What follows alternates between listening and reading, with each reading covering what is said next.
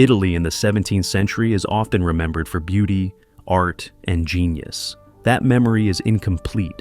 Behind the churches, canals, and palaces was a society under constant pressure. Cities were crowded beyond capacity. Food was uncertain. Disease returned again and again. Power was visible everywhere, yet stability was fragile. Italy was not a single nation, but a mosaic of city-states shaped by faith, trade, memory, and control. Rome ruled through ritual and authority. Venice depended on water and labor. Florence lived on the weight of its past. Between them, ordinary people worked, waited, and endured within narrow streets and rigid systems. To understand this world, we do not rely on imagination alone.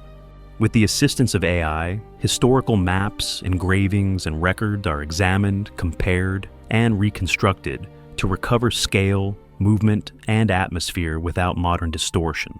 This is not a celebration, but an observation. From this wider view of Italy, we now move closer into the cities, spaces, and lives that reveal how this system truly functioned. 17th century Italy was not a single country. It was a landscape divided by borders, loyalties, and traditions. City-states, kingdoms, and papal territories existed side by side. Power shifted through inheritance, diplomacy, and force. Most people lived within walled cities shaped long before modern planning. Streets were narrow, buildings layered over centuries. Expansion was limited. Trade routes were changing across Europe. Italy's economic influence was declining. Yet its cities remained densely populated and deeply urban. Life depended on fragile systems. Food supply was unstable. Disease spread easily. Authority relied on visibility and control. To understand this world, we turn to historical maps, engravings, and records. With the assistance of AI, these fragments are reconstructed to restore scale and rhythm. From this overview of Italy itself, we now move to the city that stood at the center of power. Rome in the 17th century was a capital of authority. It ruled through religion rather than commerce. The Pope governed territory, law, and belief. Church institutions employed thousands. Pilgrimage sustained the local economy. Ritual defined daily life. Monumental churches dominated the skyline. Yet behind them lay crowded neighborhoods and aging infrastructure. Housing was dense. Sanitation was limited. Charity existed alongside widespread poverty. Moral behavior was regulated. Surveillance was constant. Rome was stable but inflexible. Change occurred slowly and cautiously. Its power depended on continuity and symbolism. The city projected control through architecture and ceremony. But beyond Rome's authority-driven system, another city followed a different logic entirely. To see how power could function through trade instead of ritual, we move north to Venice.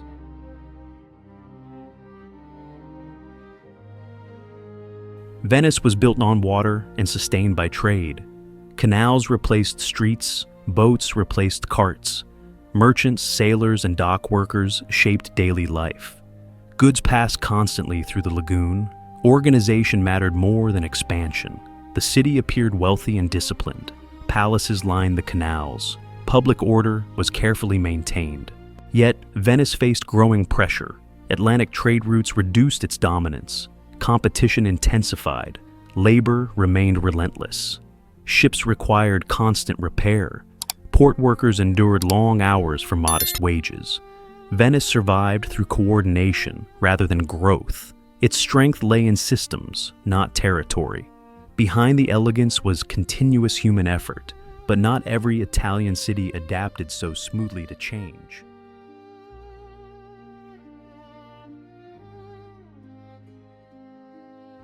Florence in the 1600s lived in memory. Its Renaissance peak had passed.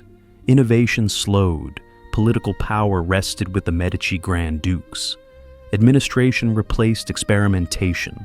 Art continued, but cautiously. The city remained tightly packed.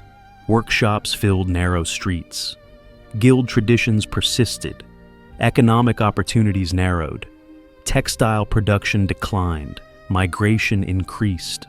Florence managed stagnation rather than growth. Its architecture recalled former brilliance.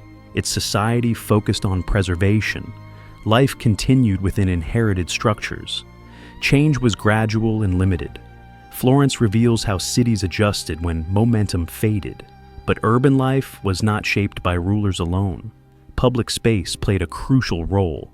To see how society functioned collectively, we move outward into the city's squares.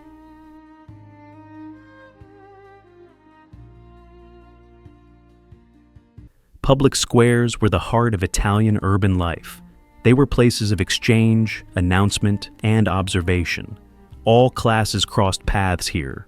Merchants negotiated, laborers paused, officials watched. News spread quickly. Rumors traveled by voice. These spaces were also tools of control. Decrees were announced publicly. Punishments were displayed openly. Crowds mattered. Witnessing reinforced authority. Movement was constant but regulated. Guards maintained order. Custom dictated behavior. Public squares reflected social hierarchy in motion. They revealed tension within crowded cities. Yet beyond these open spaces, survival depended on daily exchange. Food, goods, and small transactions held cities together. To understand the fragile balance, we step into the street markets.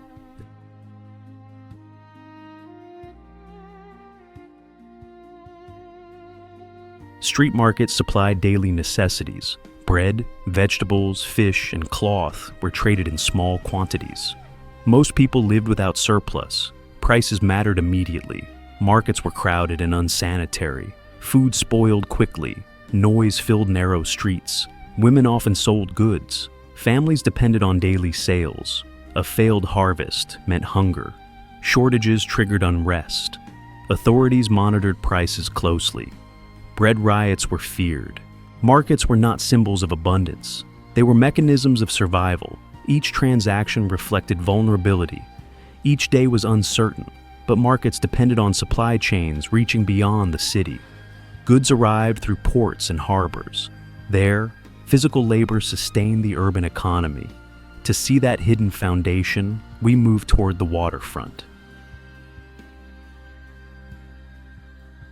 Italian harbors were zones of exhaustion. Cargo moved by hand. Ships required constant care. Dock workers carried heavy loads from dawn to dusk. Injuries were common. Pay was unstable. Merchants profited from trade. Laborers absorbed the cost. Weather dictated schedules. Delays meant lost income. Ports connected cities to the wider world, but benefits were unevenly distributed. Harbors were loud, dangerous, and essential. They powered urban economies while remaining socially invisible. These workers formed the physical foundation of commerce. Yet, many lived one step from poverty. To understand life at the bottom of this system, we move away from trade and toward those left behind.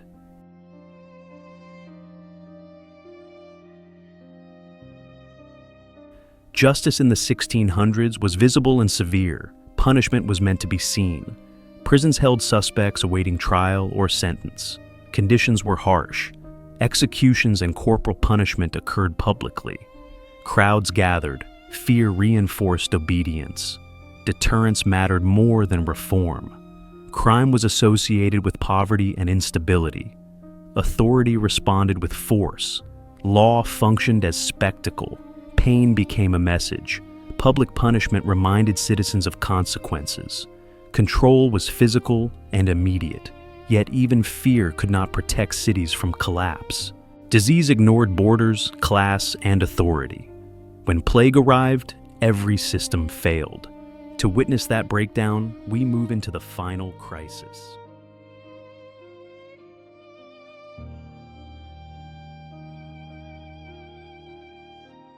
Plague devastated Italian cities repeatedly in the 17th century. Population losses were severe, trade halted, markets closed, labor vanished. Authorities imposed quarantines, movement was restricted, fear dominated daily life. Families isolated themselves, death became routine, mass graves appeared, religious processions increased, recovery was slow. Some cities never fully returned. Plague exposed structural weakness. Density became danger. The crisis revealed how fragile early modern urban systems truly were. From authority to labor, every layer failed under pressure. What remained were traces, maps, records, engravings. With the assistance of AI, these fragments allow us to reconstruct what once functioned, and how close it always was to collapse.